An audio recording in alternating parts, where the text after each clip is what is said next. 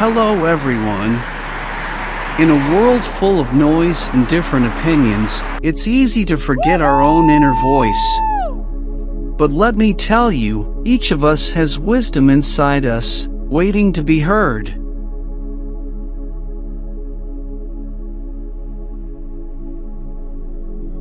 Trusting your own judgment doesn't mean ignoring what others say.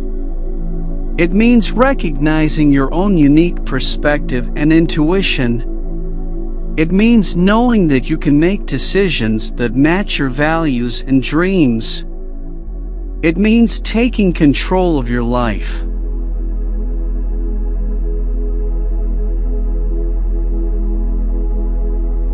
When we trust ourselves, amazing things happen. We become the creators of our own future, steering our lives in the right direction.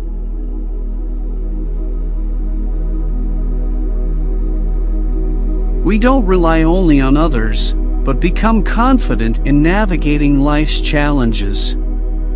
Trusting your own judgment lets you make choices that reflect who you truly are. It allows you to follow your passions, chase your dreams, and find real happiness. When you trust yourself, you don't need validation from others. You become the leader of your own path.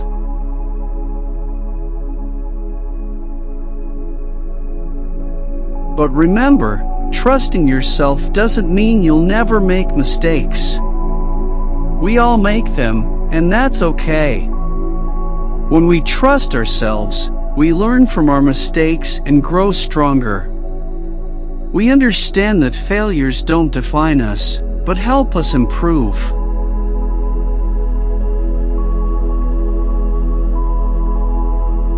Trusting your own judgment also boosts your self-confidence.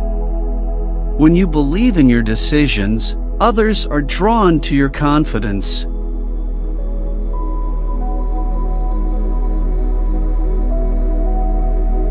People admire those who trust themselves. By trusting yourself, you inspire trust in others too.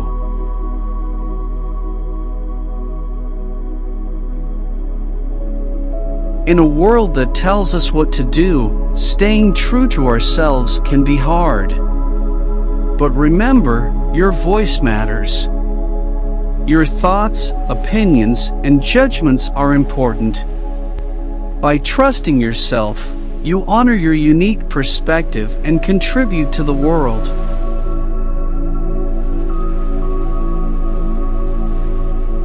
Now, let me share a powerful Buddhist story that shows the importance of trusting our own judgment.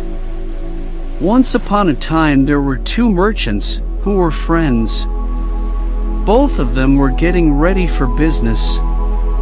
Trips to sell their merchandise, so they had to decide whether to travel together. They agreed that, since each had about 500 carts, and they were going to the same place along the same road, it would be too crowded to go at the same time. One decided that it would be much better to go first. He thought, the road will not be rutted by the carts. The bullocks will be able to choose the best of all the grass. We will find the best fruits and vegetables to eat.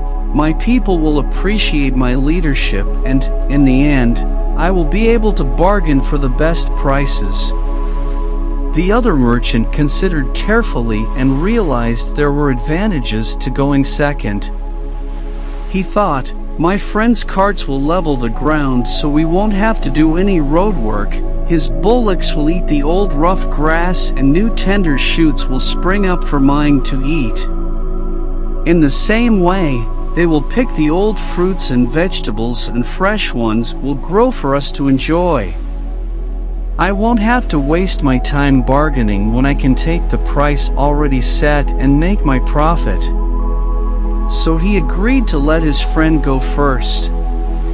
This friend was sure he'd fooled him and gotten the best of him, so he set out first on the journey. The merchant who went first had a troublesome time of it. They came to a wilderness called the Waterless Desert, which the local people said was haunted by demons. When the caravan reached the middle of it, they met a large group coming from the opposite direction. They had carts that were mud smeared and dripping with water. They had lotuses and water lilies in their hands and in the carts. The headman, who had a know-it-all attitude, said to the merchant, "Why are you carrying these heavy loads of water? In a short time you will reach that oasis on the horizon with plenty of water to drink and dates to eat.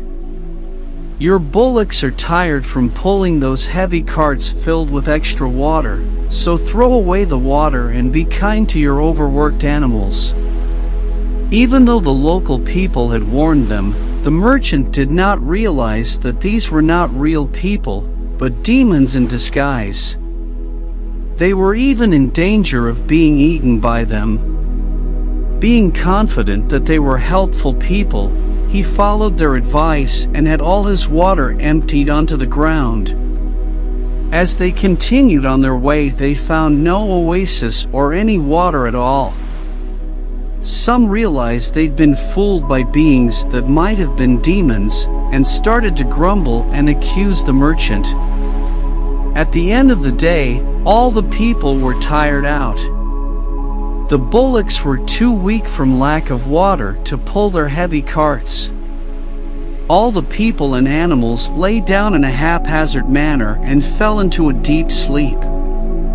Lo and behold, during the night the demons came in their true frightening forms and gobbled up all the weak defenseless beings. When they were done, there were only bones lying scattered around. Not one human or animal was left alive. After several months, the second merchant began his journey along the same way. When he arrived at the wilderness, he assembled all his people and advised them, "This is called the waterless desert, and I have heard that it is haunted by demons and ghosts.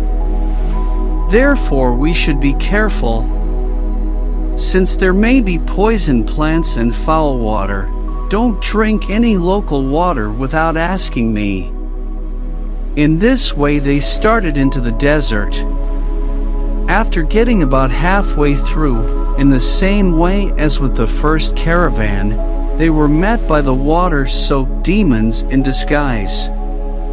They told them the oasis was near and they should throw away their water. But the wise merchant saw through them right away. He knew it didn't make sense to have an oasis in a place called waterless desert.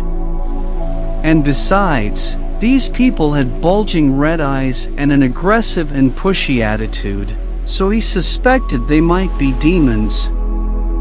He told them to leave them alone, saying, "We are businessmen who don't throw away good water before we know where the next is coming from." Then, seeing that his own people had doubts, the merchant said to them, "Don't believe these people, who may be demons, until we actually find water. The oasis they point to may be just an illusion or a mirage. Have you ever heard of water in this waterless desert? Do you feel any rain wind or see any storm clouds?" They all said, "No," and he continued, "If we believe these strangers and throw away our water, then later we may not have any to drink or cook with. Then we will be weak and thirsty. It would be easy for demons to come and rob us, or even eat us up.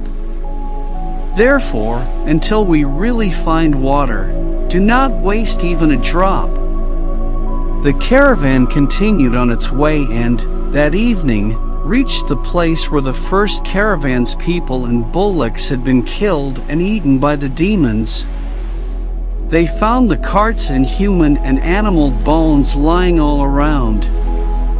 They recognized that the fully loaded carts and the scattered bones belonged to the former caravan. The wise merchant told certain people to stand watch around the camp during the night. The next morning the people ate breakfast and fed their bullocks well. They added to their goods the most valuable things left from the first caravan. So they finished their journey very successfully and returned home safely so that they and their families could enjoy their profits. And so, my friends, let the tale of the first caravan and the wisdom of Buddhism ignite the fire within you. Believe in yourself, for within you lies the wisdom of ages. Trust yourself and watch as the extraordinary unfolds before your very eyes. Embrace the importance of trusting your own judgment and let it guide you through the darkest of times. May your journey be filled with success and fulfillment as you embrace the power within and create your own path in this vast world.